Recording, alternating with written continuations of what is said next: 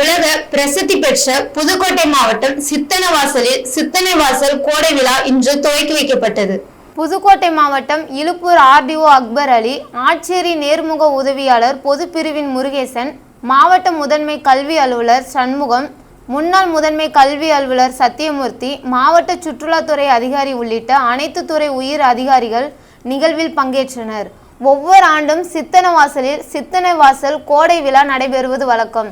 அந்த வகையில் இன்று காலை நடைபெற்ற நிகழ்வுகளை அதிகாரிகள் துவக்கி வைத்தனர். இதையடுத்து அரசு இசைப்பள்ளியின் மாணவிகள் பங்கேற்ற பரதநாட்டிய நிகழ்வுகள் வெகு சிறப்பாக நடைபெற்றது. இதனைத் தொடர்ந்து பல்லாங்குழி, பரமபதம், உரியடித்தல், கல்லாங்காய் கிட்டி, பில் பலூன் உடைத்தல், நொண்டியடித்தல், லக்கி கார்னர், ஹாக்கி, கால்பந்து, திறன் போட்டிகள் ஆகியவை நடத்தப்பட உள்ளன. இன்றும் நாளையும் என 2 நாட்கள் நிகழ்வுகள் நடைபெறும் என தெரிவிக்கப்பட்டது. இந்நிகழ்வை காண பள்ளி கல்லூரியில் இருந்து மாணவ மாணவிகள் மற்றும் பொதுமக்கள் ஏராளமானோர் நிகழ்வில் பங்கேற்றனர். 2 நாட்கள் நடைபெறும் சித்தனவாசல் கோடை விழாவை முன்னிட்டு புதுக்கோட்டையில் இருந்தும் விராலிமலை இருந்தும் அரசு போக்குவரத்து கழகம் சார்பாக சிறப்பு பேருந்து வசதிகள் செய்யப்பட்டுள்ளது.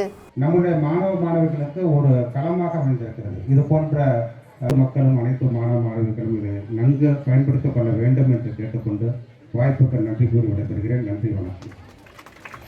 ஒரு விஷயம். அதே போல் பள்ளிக்கல்வித்துறையில் நிறைய விளையாட்டுகள், அதாவது கிட்டி புல்லு, நாங்கள்லாம் சின்ன வயசில் அதான் விளையாண்டோம். பரமபதம், பல்லாங்குழி, நிறைய மாணவர்களுக்கு தெரியாது. ஏன்னா நம்ம ஆட்களுக்கு தெரிஞ்ச ஒரே விளையாட்டு கிரிக்கெட்டு தான். இந்த விளையாட்டையும் கொஞ்சம் குழந்தைகள் பாருங்கள். இந்த விளையாட்டுனா பொறுமை, சகிப்புத்தன்மை, வெற்றி அடைகிறது, அதாவது எதையும்